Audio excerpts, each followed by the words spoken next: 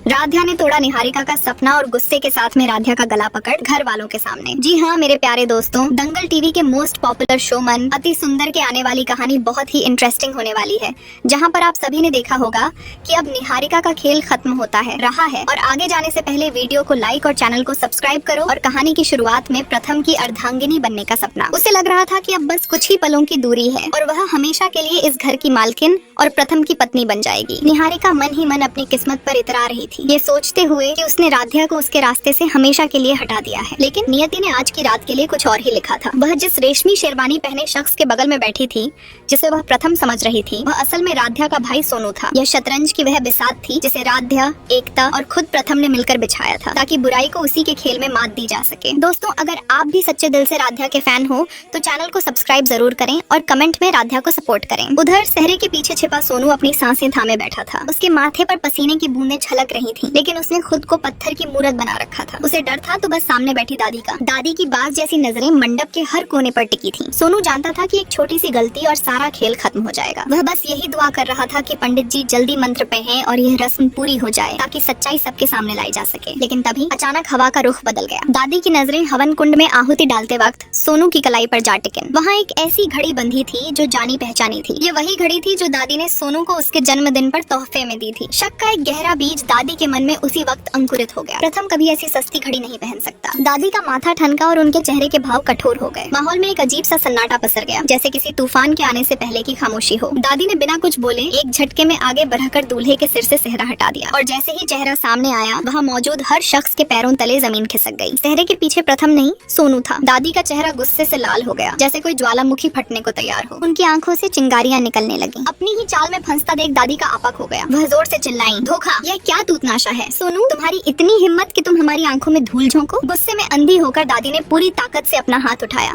ताकि सोनू के गाल पर एक जोरदार तमाचा देख सके। सोनू ने डर के मारे आंखें बंद कर ली, लेकिन थप्पड़ नहीं पटड़ था। एन वक्त पर मंडप के दूसरे कोने से एक मजबूत हाथ ने दादी के हाथ को हवा में ही थाम लिया। वह कोई और नहीं बल्कि प्रथम था। प्रथम की आंखों में आज वह नरमी नहीं थी जो अक्सर होती थी, बल्कि एक ऐसी दृढ़ता थी जिसने दादी को भी चौंका दिया। कहानी में आगे क्या होगा जानने से पहले, अगर आप राध्या के फैन हो तो चैनल को सब्सक्राइब करें और इस वीडियो को लाइक करें। प्रथम ने दादी का हाथ धीरे से नीचे किया और अपनी कड़क आवाज में कहा, रुक जाइए दादी, आप जिस पर हाथ उठा रही हैं वह कोई अपराधी नहीं है। सोनू को इस मंडप में आप लोगों की मर्जी के खिलाफ नहीं बल्कि हमारी मर्जी से बैठाया गया था। ये जो कुछ भी हो रहा है उसका जिम्मेदार सोनू नहीं, हम हैं। प्रथम के आने से वहाँ खलबली मच गई, लेकिन सबसे बड़ा वज्रपात तो निहारिका पर हुआ था। जैसे ही उसे पता चला कि वह जिसके साथ फेरे लेने के सपने देख रही थी वह प्रथम नहीं बल्कि सोनू था, उसके होश फाख्ता हो गए। उसके हाथों से चावल छूटकर जमीन पर बिखर गए। वह हक्की बक्की सी कभी सोनू को देखती तो कभी सामने खड़ा दे प्रथम को। उसका सपना, उसका गुरूर, सब कुछ एक ही पल में कांच की तरह चकनाचूर हो गया था। निहारिका को लगा जैसे किसी ने उसका गला घोंट दिया हो। अपमान और हार की आग ने उसे पागल कर दिया। उसने अब देखा न ताऊ अपनी वरमाला नोचकर फेंक दी और पागलों की तरह चीखती हुई मंडप छोड़कर अपने कमरे की तरफ भागी। कमरे में पहुंचकर निहारिका का असली रूप बाहर आया। उसने अपने बाल नोच लिए और कमरे में रखी चीजों को तोड़-धना शुरू कर दिया। आईने में अपनी ही परछाई देखकर वह जोर जोर से रोने लगी। नहीं, यह नहीं हो सकता, प्रथम सिर्फ मेरा है, वह चिल्ला रही थी। तभी राध्या उसके पीछे पीछे कमरे में दाखिल हुई। राध्या को देखते ही निहारिका उस पर भूखी शेरनी की तरह टूट पड़ी डिड्डी। उसकी आंखों में आंसू थे, लेकिन चेहरे पर एक पागलपन सवार था। उसने राध्या के कंधे पर डिडी कर उसे झकझोर दिया। क्यों किया तुमने ऐसा राध्या? कितने अरमान सजाए थे मैंने आज के लिए। सोचा था आज मैं और प्रथम हमेशा के लिए एक हो जाएंगे, लेकिन तुम लोगों ने मिलकर फिर मेरे सपनों पर पानी फेर दिया। आखिर चाहती क्या हो तुम? निहारिका का यह विकराल रूप देखकर भी राध्या शांत खड़ित ही रही। उसकी आंखों में निहारिका के लिए गुस्सा नहीं बल्कि दया थी। इस ड्रामा को और करीब से देखने के लिए और अगर आप राध्या के फैन हो तो चैनल को सब्सक्राइब करें। राध्या ने बड़ा ही संजीदगी से निहारिका के हाथों को अपने कंधों से हटाया और उसकी आंखों में देखते हुए कहा, शांत हो जाओ निहारिका। ये जो भी हुआ वह तुम्हें नीचा दिखाने के लिए नहीं था। ये शादी, ये मंडप, यह सब सिर्फ एक नाटक था। इसमें न तो हमारी कोई मर्जी थी और न ही सोनू की कोई खुशी। हम बस सच को बचाना चाहते थे। जिस रिश्ते की नींव ही झूठ और फरेब पर रखी गई हो वह कभी पूरा नहीं हो सकता। राध्या की बातें निहारिका के कानों में पिघले शीशे की तरह उतर रही।